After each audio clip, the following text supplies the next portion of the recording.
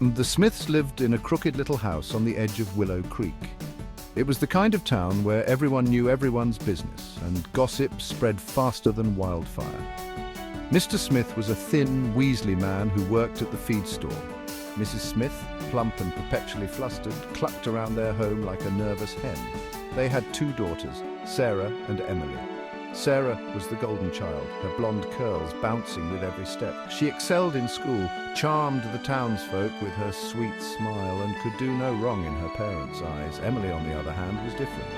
Her dark hair was always escaping its braids, her clothes forever smudged with dirt from exploring the woods. She was a whirlwind of energy and curiosity, qualities her parents found tiresome and unladylike. Life in the Smith household was a constant comparison. Sarah's report card, adorned with A's, held pride of place on the mantelpiece. Emily's, with its smattering of B's and the occasional C, was quickly shoved into a drawer. Sarah's artwork, clumsy watercolors of flowers, were framed and hung with care. Emily's intricate sketches of woodland creatures, drawn in charcoal she'd found by the river, lay forgotten in a dusty corner. Every praise for Sarah felt like a silent reprimand to Emily. Every gift showered upon her sister felt like a weight on her own heart. Emily grew used to the sting of being overlooked, the ache of being the shadow, not the sunshine, in her parents' lives. As soon as she was old enough, Emily took on every odd job she could find in Willow Creek.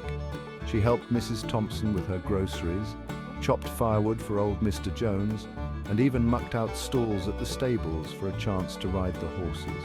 Every penny she earned went into a tin box hidden under her floorboards, a growing testament to her independence. With each passing year, the lure of the wider world grew stronger.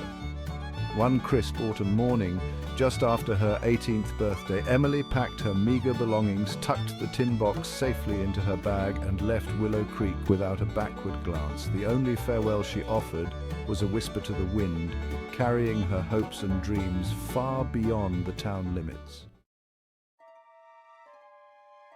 Emily found work in a bustling city far from the stifling confines of Willow Creek. She rented a tiny room, its window overlooking a cobblestone street that hummed with life. Though the city was a far cry from the gentle rhythms of the countryside, Emily thrived. She learned new skills, met people from all walks of life, and embraced the freedom she had craved for so long. One weekend, seeking respite from the city's clamor, Emily ventured into the nearby woods. As she wandered beneath the trees, a glint of metal caught her eye. Partially hidden beneath a tangle of roots lay a wooden chest, its iron hinges rusted with age. With trembling hands, Emily lifted the lid. Inside, nestled on a bed of faded velvet, lay a fortune in gold coins and sparkling jewels. News, even in those days, traveled fast. Within weeks, word reached Willow Creek that Emily, their overlooked, forgotten daughter, had stumbled upon a king's ransom. The whispers started subtly, veiled in disbelief at first. Then, as confirmation trickled in, the whispers grew into excited chatter, the gossip mill churning with renewed vigor. Mr. and Mrs. Smith, their faces suddenly flushed with something akin to pride, received a constant stream of visitors. Everyone in town had advice on how the Smiths should manage Emily's newfound wealth, how they should convince her to return, how she owed them a share of her good fortune. The Smiths, their hearts now filled with greed instead of their usual indifference, lapped it all up. Emily received a letter from her parents, the first in years. It was filled with flowery language and pronouncements of love, words that rang hollow to Emily's ears. They begged her to return to Willow Creek, to share her good fortune with the family that had missed her so dearly. Emily saw through their charade. She decided to teach her parents a lesson. She wrote back, agreeing to visit with chests overflowing with gold.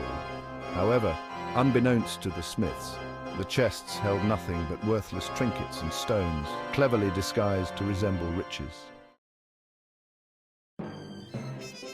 The day Emily returned to Willow Creek was like a festival. The townsfolk lined the streets, eager for a glimpse of the returning hero and her rumored fortune.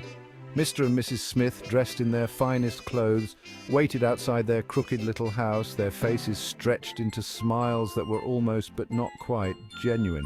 Emily stepped out of the carriage, dressed in a gown that shimmered like moonlight. She greeted her parents with cool politeness, her eyes betraying none of the hurt she carried within. Strong men unloaded heavy chests from the carriage, carrying them into the Smiths' humble abode. Emily, watching her parents' reactions with quiet amusement, knew the time for her final act had arrived. The moment Emily left, her parents ripped open the chests. Their faces, aglow with anticipation, crumbled in an instant.